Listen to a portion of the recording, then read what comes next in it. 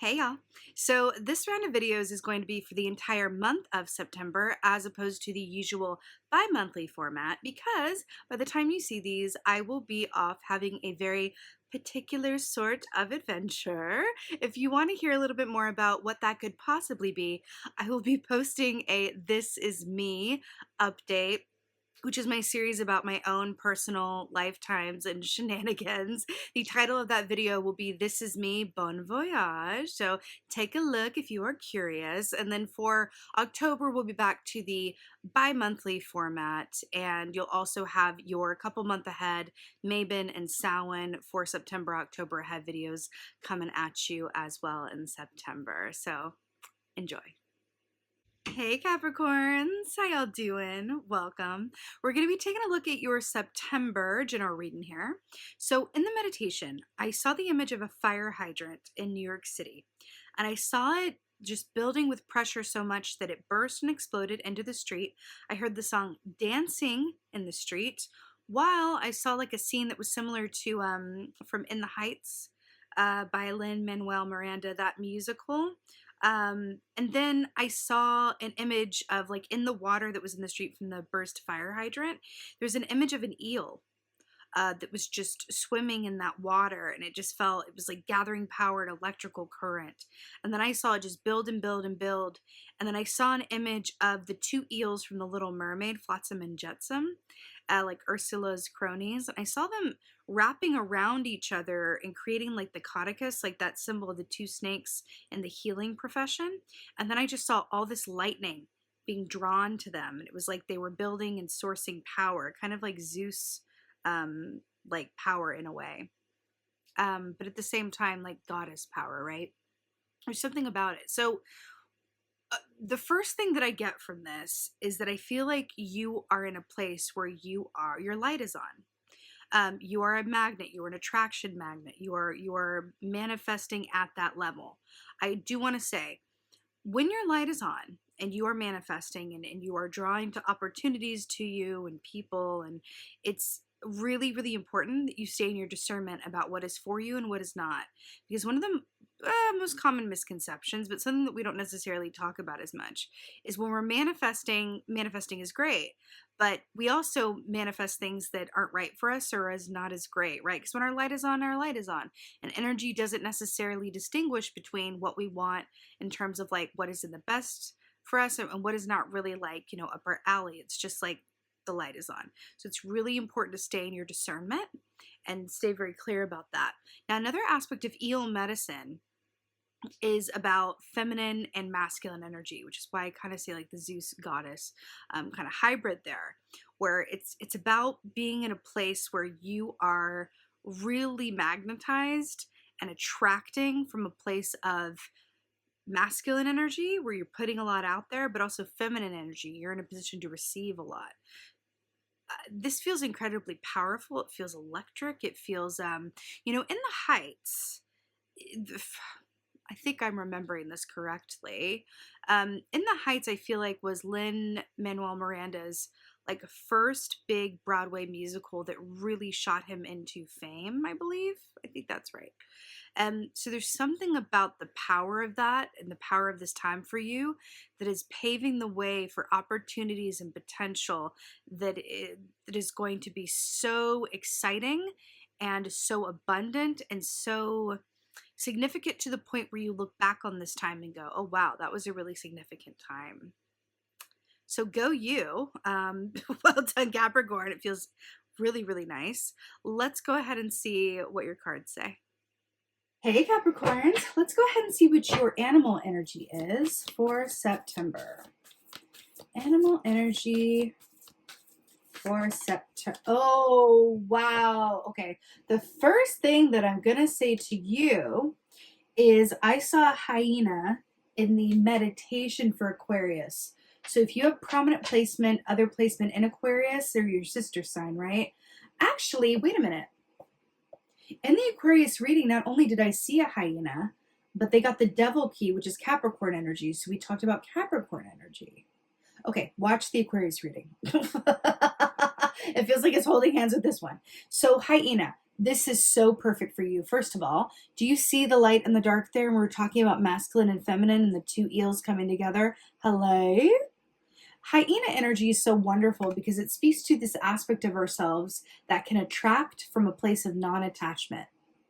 It's that keeping our humor about us. And I was talking about this in the Aquarius reading, where hyenas are so wonderful to work with in terms of animal medicine because they are able to observe with the same vigilance as a hawk or an eagle, but without the same vigilance, with less attachment, less, you know, a stake in the game. They're just able to observe and get all the tea from the sidelines and kind of go, ha.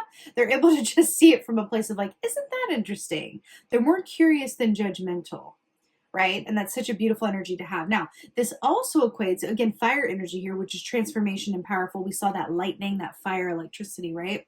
But this is also about that Knight of Wands energy, which is about really going from your instincts, taking action, and very speedy energy and a lot going on. Fast forward movement ahead. Very instinctual, very passionate. So, I mean, perfection. Let's see what's going on. Wow, Capricorns. This is going to be very charged time for you. What's going on for the Capricorn? Right. King of Wands, more wands. We have the Knight of Wands, and now we have the King of Wands. I mean, listen, is that like a little feathered serpent? Really interesting. Like, so that serpent, like the caduceus, really fascinating. So King of Wands is perfect because King of Wands is the master of when to move, when to be still. But here's why I'm really obsessed with this. Do you remember what we talked about when you are attracting things, when you are magnetizing things to you, that you really need to discern what is right for you and what is not? King of Wands is brilliant at that.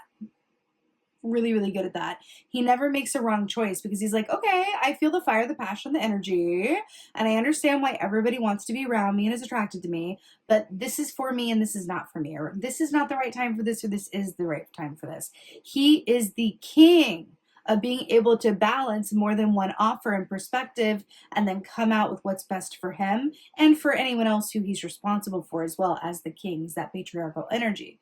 So, by the way, this is the Emperor just wearing his King of Wands outfit, right? Every king is an aspect of the Emperor, just like every queen is an aspect of the Empress. So this is the Emperor in a position of thinking about the timing around things, what is best for him, and as it aligns with what he's passionate about and really cares about, right? This is the artistic king. And we definitely saw that, you know, in the heights, that aspect of artistry as well. So there's something in that. Why do I feel like some of you are going to be attracting someone who wants to either partner with you, fund you, represent you, something, promote you, something about that. Something about that. Okay. This is going on, Capricorn.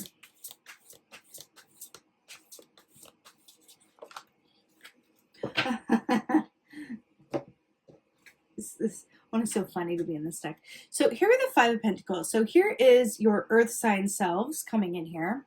Now 5 is the number of change, right? But the Five of Pentacles, this is really fascinating. So the Five of Pentacles traditionally is feeling outside of what you want or where you want to be.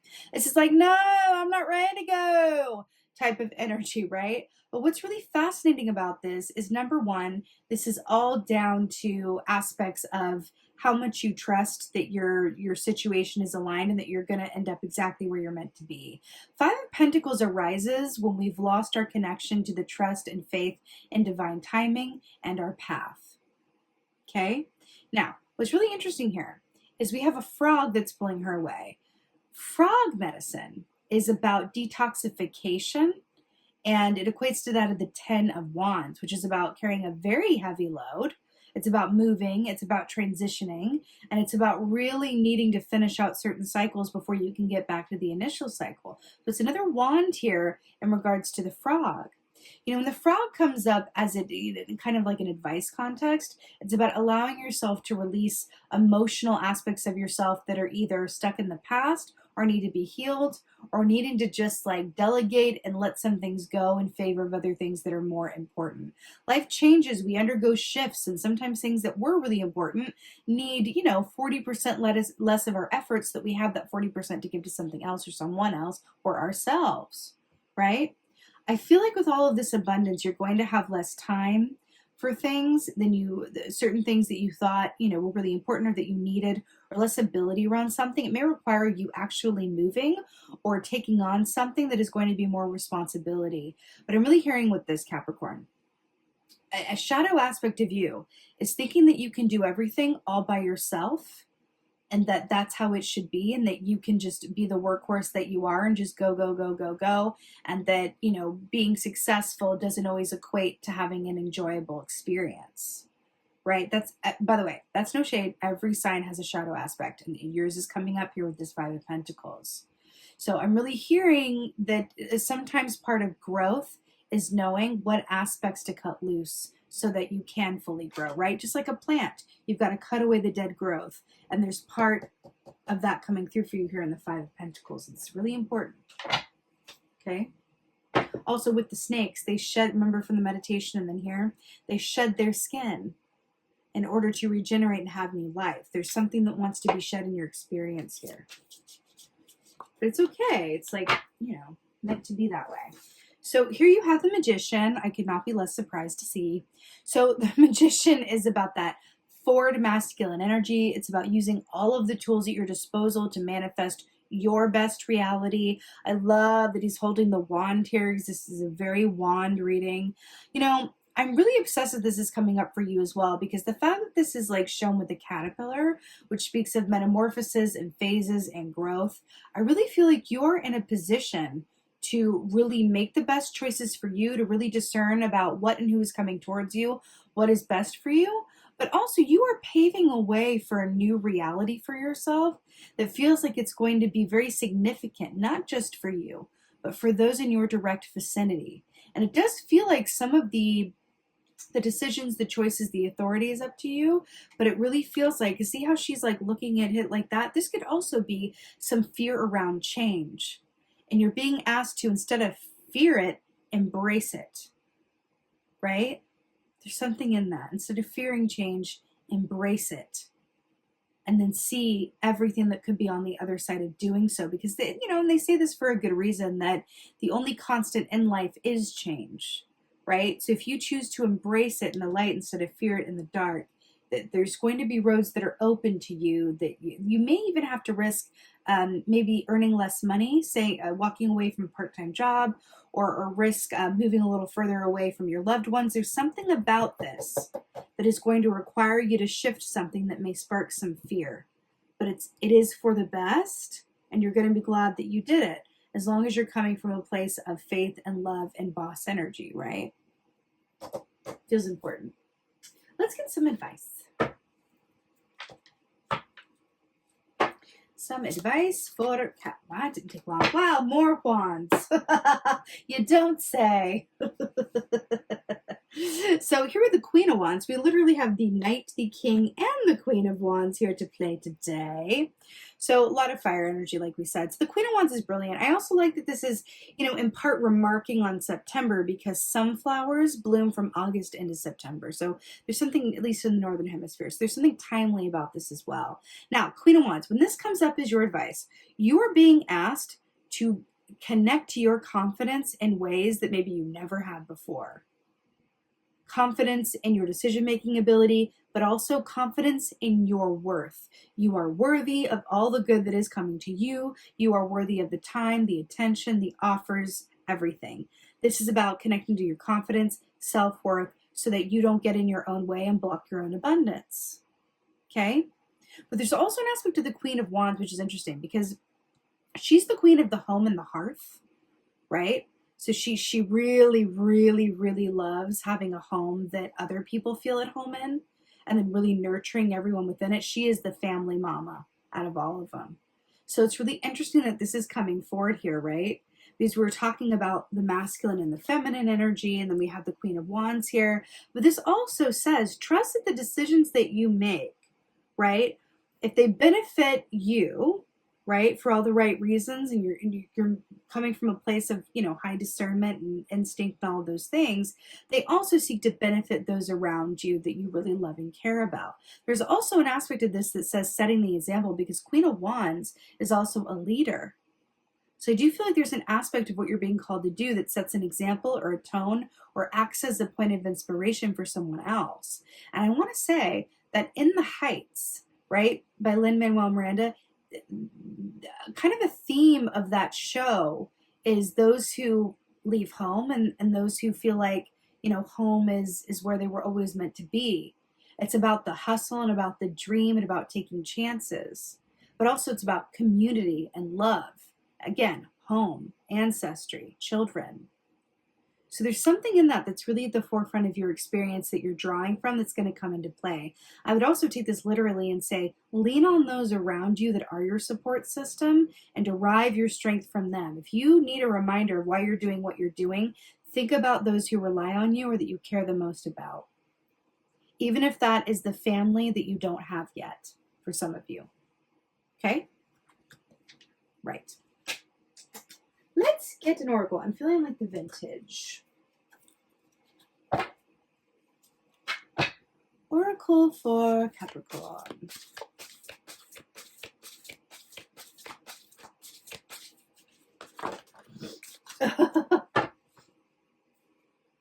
What did we say? We are our choices. Really interesting here. So choice. First of all, the dove represents that of divine love. We were just talking about leaning on those that really matter, even if they're not quite around yet for some of you. But choice is really about which road are you going to go. We were talking about this with the whole, you know, manifesting and, you know, attracting things towards you. We also talked about this aspect of fear and how it may be keeping you small or holding you back or keeping you in patterns that are holding you back from, you know, manifesting your true potential, right? When they say like the choice is up to you, I'm really drawn to all the red here and the fact that she's wearing the red dress. You know, the red chakra, the root chakra is what speaks to our money, our sense of security and safety, that aspect of us that is triggered by fight or flight, right? It says, am I always going to have what I need? There's something that's really at the forefront of that experience for you. And I'm hearing that if you make love-based choices, right, then that will always be the case. It's just about being very discerning about what is love and what is fear and your own motivations for things, right? But can you tap more into your passion than your practicality? That is the question, Capricorn, because it's your passions and not your practicality that are going to work for you during this time. Be a fire sign. Be a fire sign and watch the Aquarius reading. Okay. With that being said, beautiful Capricorns, I am wishing you so many blessings for September. I so hope that this helps and resonates. If so, please do let me know in the comments below. I'd love hearing from you. And if you are curious about what I'm up to, do check out my This Is Me Bon Voyage video. I will give you all the tea about some changes I will be going through that will affect the channel. And with that being said, again, just thank you so much for being here. And most of all, and as always, just thank you for being you. And be well. Until next time.